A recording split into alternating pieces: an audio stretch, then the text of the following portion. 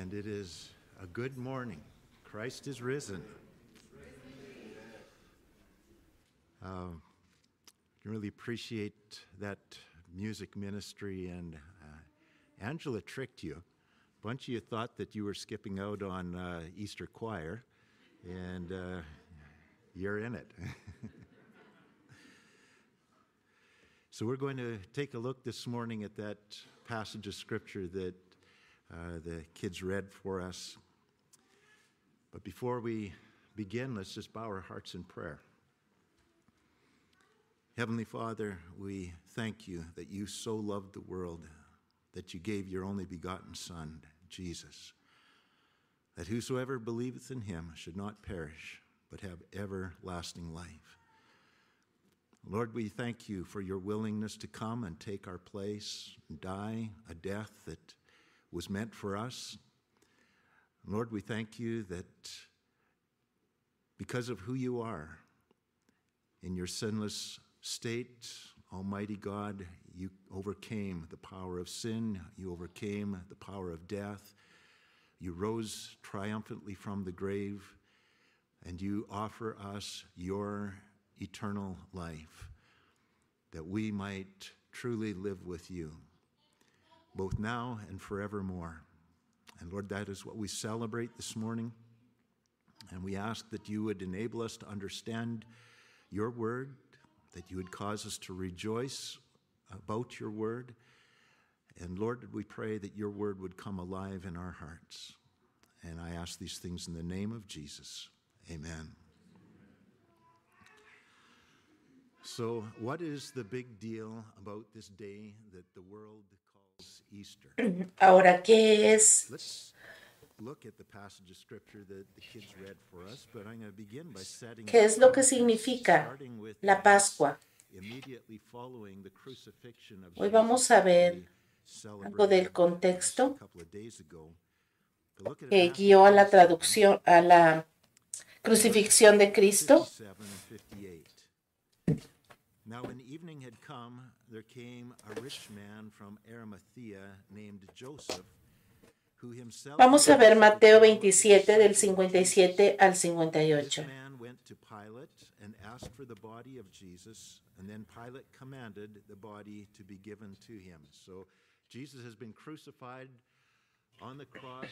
This rich man named Joseph goes to... Cuando llegó la noche, un hombre rico de Arimatea que se llamaba José y que también había sido discípulo de Jesús fue a hablar con Pilato para pedirle el cuerpo de Jesús, y Pilato ordenó que se lo entregaran. La ley romana no permitía que un criminal que había sido crucificado tuviera el honor de un funeral. No se les permitía esto, sino que todos estos criminales eran sepultados en una tumba común. Pilato hizo una excepción para este procedimiento romano y dio permiso a José de Arimatea para sepultar el cuerpo de Jesucristo en su propia tumba. El verso 57 nos dice que José era un hombre rico. ¿Por qué llamo la atención a estos detalles?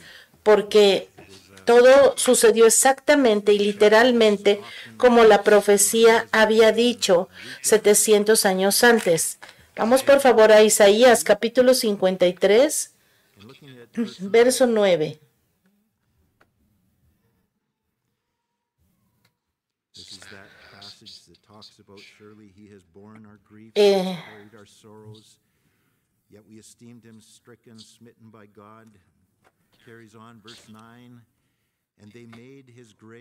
Vamos a ver el verso 9. Se le dará sepultura con los impíos, morirá en compañía de malhechores, a pesar de que nunca hizo violencia a nadie, ni jamás profirió una sola mentira.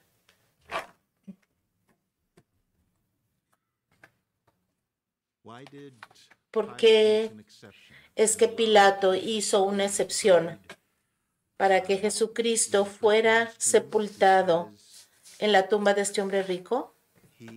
done no violence, Isaiah said, porque Jesus, nor was any deceit found in de him. acuerdo a Isaías, Pilate knew that Jesus was innocent. el Señor And it is no había hecho important violencia a to nadie, notice ni había how dicho una past mentira. prophecies Poncio Pilato sabía que este hombre era inocente.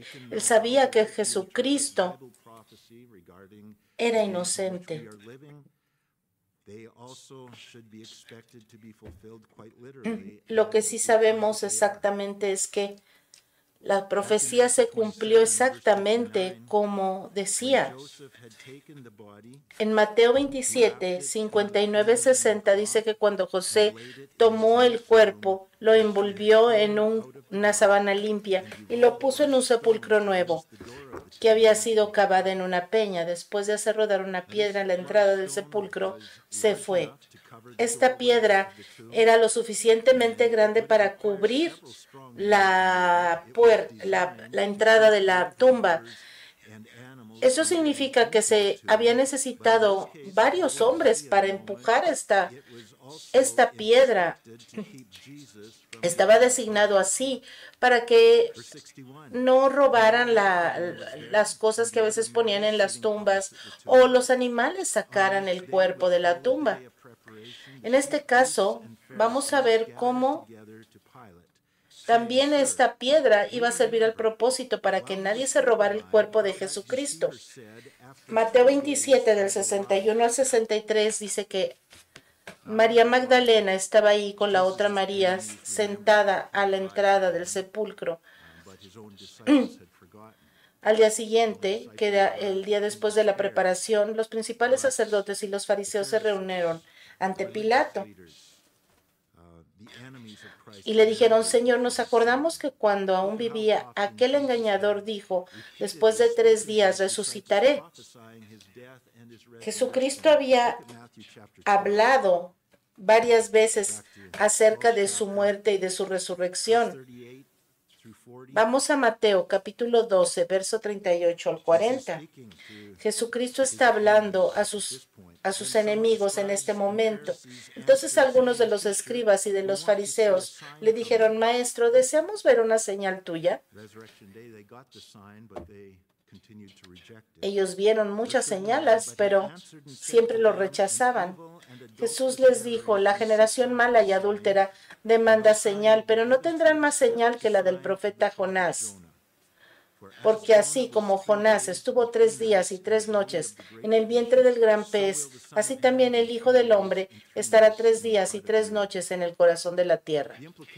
La implicación de esto es que, así como Jonás salió del vientre del pez vivo después de 3 días, así Jesucristo iba a salir de la tumba vivo al resucitar 3 días después. Vamos por favor ahora a Mateo capítulo 16, verso 21. Desde entonces Jesús comenzó a explicar a sus discípulos que él debería ir a Jerusalén y padecer mucho a manos de los ancianos, de los principales sacerdotes y de los escribas, y morir y resucitar al tercer día.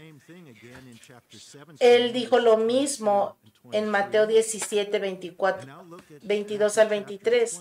Pero ahora vamos a Mateo capítulo 20, del 17 al 19. Vamos a ver los detalles de esta profecía que fue cumplida literalmente. Verso 17 de Mateo 20. Mientras Jesús subía a Jerusalén, en el camino llevó aparte a sus 12 discípulos y les dijo: como pueden ver, ahora vamos camino a Jerusalén. ¿Dónde fue muerto? En Jerusalén. Y el Hijo del Hombre será entregado a los principales. Él fue entregado, él fue traicionado por Judas ante los principales sacerdotes y a los escribas, y lo condenarán a muerte. Y exactamente así sucedió. Verso 19. Lo entregarán a los no judíos porque lo llevaron a Pilato, el gentil, para que se burlen de él y lo azoten y lo crucifiquen. Cada detalle, ¿se fijan? Todo fue cumplido como se profetizó, pero al tercer día él resucitará.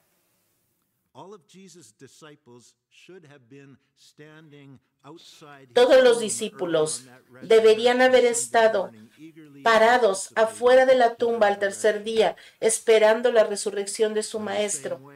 De la misma manera, nosotros hoy deberíamos estar anticipando el resto de sus promesas, de todos esos eventos que se han profetizado, incluyendo el rapto de su iglesia, el juicio de este mundo que cada vez se vuelve más malvado, y Jesús estableciendo su reino en Jerusalén y reinando en esta tierra por un milenio,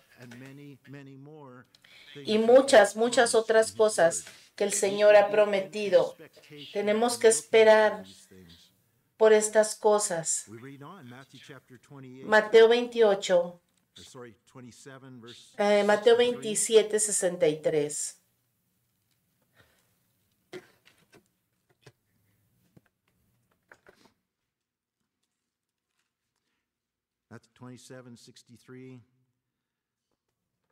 Mateo 27, 63. Le dijeron: Señor, nos acordamos que cuando aún vivía, aquel engañador dijo: después de 3 días resucitaré.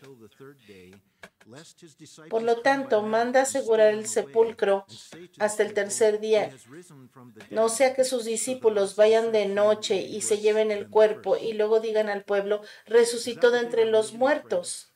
Porque entonces el último engaño sería peor que el primero.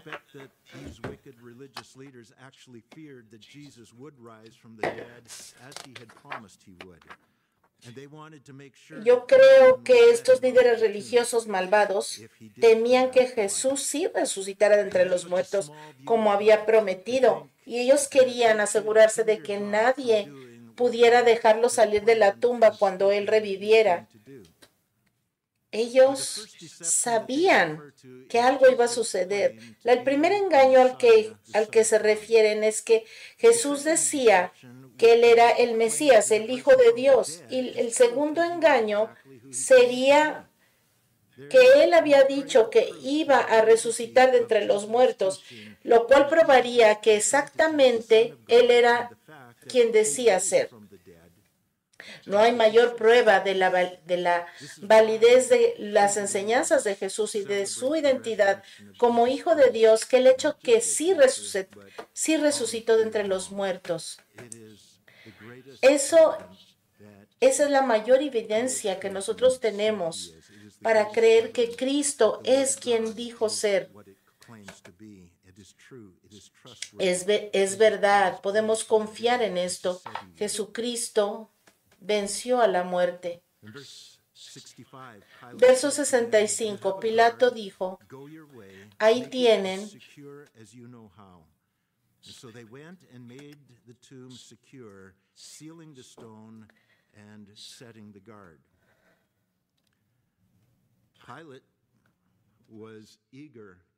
Pilato estaba ansioso. Pilato les dijo: ahí tienen una guardia, vayan y aseguren el sepulcro como sepan hacerlo.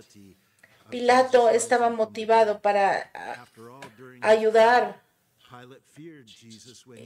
Pilato sabía que Jesucristo había sido inocente y ahora tenía miedo que realmente Jesús fuera quien decía ser. Su esposa le había advertido que no hiciera nada en contra de Jesús.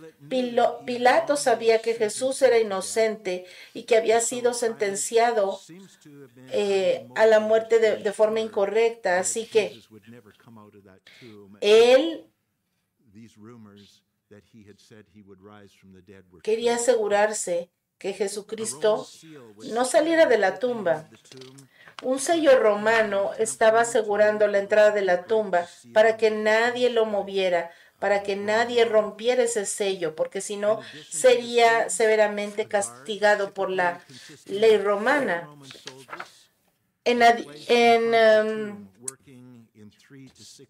Además de este sello, una guardia estaba cuidando la entrada de la tumba. Esta guardia consistía en 4 soldados romanos. whoever was in that tomb from breaking Y out. yo sospecho que más bien lo que querían es The que Roman estos army maintained a very soldados standard of evitaran discipline. que saliera de la tumba Jesucristo. While falling asleep on duty could face punishment. Estos soldados estaban acostumbrados a un estándar muy alto de disciplina.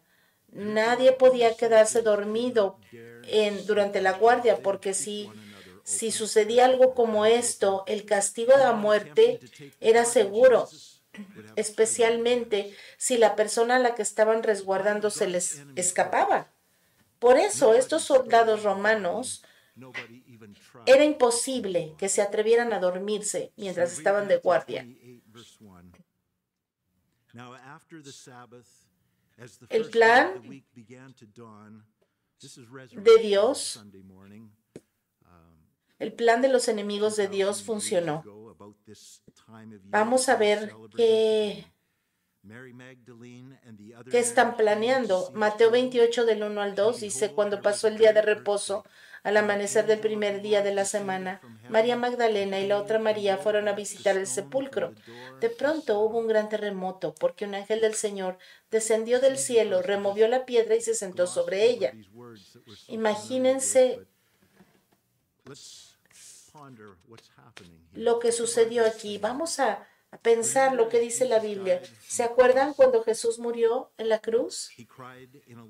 Él gritó a gran voz, consumado es, y mientras lo hizo así, hubo un gran terremoto,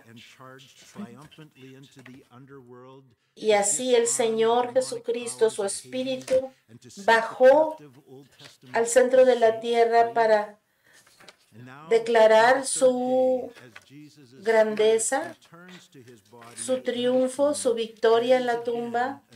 Y ahora estamos viendo, dice la palabra de Dios, que el día que Jesucristo murió hubo este gran terremoto.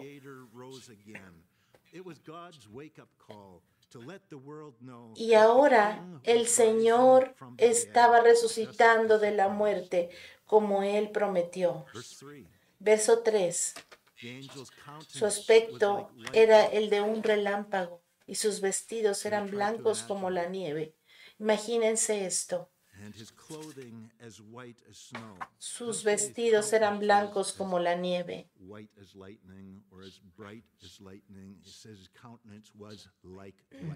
Imagínense que su aspecto era el de un relámpago y sus vestidos eran blancos como la nieve. Y al verlo los guardias temblaron de miedo y se quedaron como muertos.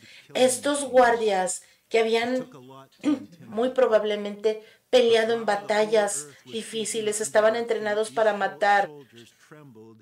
Imagínense lo que vieron, que se intimidaron, se quedaron paralizados ahí al ver a un solo soldado de Jesucristo. Un solo soldado de Jesucristo fue suficiente para mover la piedra sin ni siquiera tocarla. Y en la oscuridad de este amanecer, este guerrero angelical, ¿cómo sería que estos soldados estaban aterrorizados de solo verlo? Aquí vemos el contraste entre estos soldados romanos con el poder sobrenatural de un solo soldado de Cristo. Mateo 26, 53. ¿Se acuerdan lo que dijo Jesús antes de su crucifixión? Jesús les dijo a sus discípulos que el Señor era capaz de pedir cualquier cosa y el Señor enviaría 12 legiones de ángeles a su servicio. Esto sería más de 60,000 de esos asombrosos seres.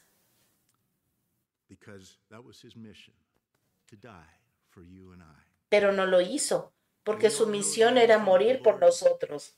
Nosotros sabemos que el ángel no movió la piedra para dejar que Jesús saliera, porque sabemos que Jesucristo en su cuerpo glorificado, él podría atravesar la piedra fácilmente, sino que la piedra fue removida para que la gente pudiera ver que la tumba estaba vacía.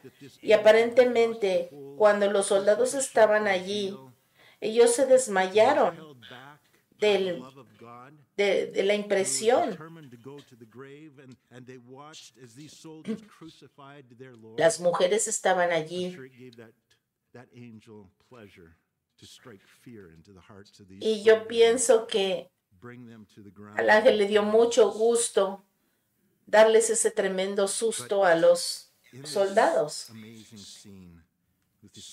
Pero en esta escena, cuando los soldados están allí tirados del miedo, llegan las mujeres. El verso 5 y 6 dice que el ángel se presentó a sí mismo más gentil para las mujeres que llegaron y les dijo: no teman, yo sé que buscan a Jesús, el que fue crucificado. No está aquí, pues ha resucitado como él dijo. Vengan y vean el lugar donde fue puesto el Señor. Está vacío. Ninguno de los enemigos o en ningún lugar negaron que la tumba estaba vacía. Nadie pudo encontrar el cuerpo. Los religiosos y los líderes políticos trataron en vano de hacer historias y tratar de asegurar la tumba para que nadie se robara el cuerpo. Hicieron muchas cosas y después de esto también trataron de convencer a todos de que sí había un cuerpo. La resurrección de Jesucristo es absolutamente crucial para la fe cristiana. La Biblia dice que si Cristo no hubiera resucitado de los muertos, nuestra fe sería en vano, porque nosotros todavía estaríamos en nuestros pecados. Si nuestro Salvador estuviera muerto, no habría esperanza para nuestra salvación. Es por eso que los cristianos no usamos el crucifijo que usa la Iglesia Católica, que muestra un Jesucristo muerto y colgado en la cruz. Un Salvador muerto no puede salvar a nadie, pero Jesús no está muerto. Él está vivo. Él dijo que resucitaría. Y así sucedió. La resurrección de Jesucristo fue la declaración del Padre que la muerte de Jesús fue efectiva para conquistar el poder del pecado y la muerte. La muerte de Jesucristo fue aceptada para el Señor, y ahora cualquiera que ponga su fe en Cristo tiene la esperanza de ser salvo por la muerte sustitutiva de Cristo. Sin la resurrección, hermanos, ninguno de nosotros tendría salvación de sus pecados. No habría esperanza para una nueva vida. No habría esperanza para sanar de la enfermedad. No habría esperanza para recibir un cuerpo glorificado. No habría esperanza para la vida después de la muerte. Sin la resurrección no habría iglesia. No habría familia de Dios. No habría hijos de Dios tampoco. No habría esperanza de un reino venidero. No habría esperanza de que Cristo nos llevara con él a casa en el cielo. Sin la resurrección de Cristo, Satanás hubiera triunfado sobre nosotros y nosotros hubiéramos sido para siempre sus esclavos.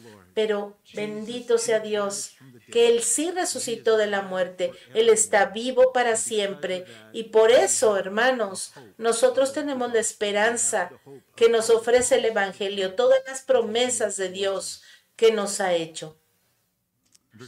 Verso 7. El ángel sigue hablando a las mujeres y les dice: Vayan pronto y digan a sus discípulos que Él ha resucitado de los muertos. De hecho, va delante de ustedes a Galilea. Allí lo verán. Ya se lo he dicho. Entonces ellas salieron del sepulcro con temor y mucha alegría y fueron corriendo a dar la noticia a los discípulos.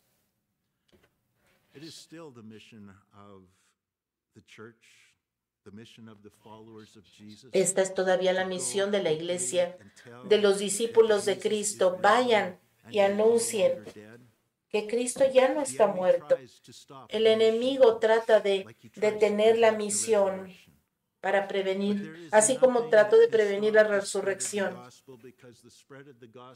Pero esta es la obra de Jesucristo, y la obra de Jesucristo también es esparcir el evangelio. Vamos al final del capítulo, al verso 18. And Jesus came. That is, the resurrected Jesus came and spoke to them. Jesucristo resucitado vino a ellos y les dijo: toda autoridad me es dada en el cielo y en la tierra. Por tanto, vayan y hagan discípulos a todas las naciones. Toda autoridad me es dada en el cielo y en la tierra. Esta autoridad está respaldando la misión que el Señor nos ha dado: ir a todo el mundo y hacer discípulos a todas las naciones. Verso 20. Y he aquí, yo estoy con ustedes todos los días hasta el fin del mundo. Nada nos puede detener, nada puede evitar que el Señor esté con nosotros, porque Él está con nosotros hasta el fin del mundo. Amén. Las mujeres fueron a dar este mensaje con temor, pero también con gran gozo. Es una combinación extraña, ¿no? Tal vez es una emoción que los padres de bebés, los padres primerizos, pueden experimentar. Yo recuerdo cuando tuve a mi primera hija, experimenté gran gozo, pero también miedo. Esas eran mis emociones, miedo y gran gozo de ver a nuestro primer bebé, pero también miedo porque me sentía completamente abrumado e inadecuado por la tarea que me esperaba. Tal vez esto sentían estas mujeres, miedo y gran gozo. Verso 9. En eso Jesús les salió al encuentro y les dijo: salve. Y ellas se acercaron y le abrazaron los pies y lo adoraron. Entonces, aquí vemos cómo Jesús solamente puede ser adorado. Aquí vemos a estas mujeres adorando a Jesús. Y Jesús les dice: no tengan miedo, vayan y den la noticia a mis hermanos para que vayan a Galilea, allí me verán. Vamos de regreso al verso 9. Jesús salió al encuentro y les dice a sus discípulos: regocíjense.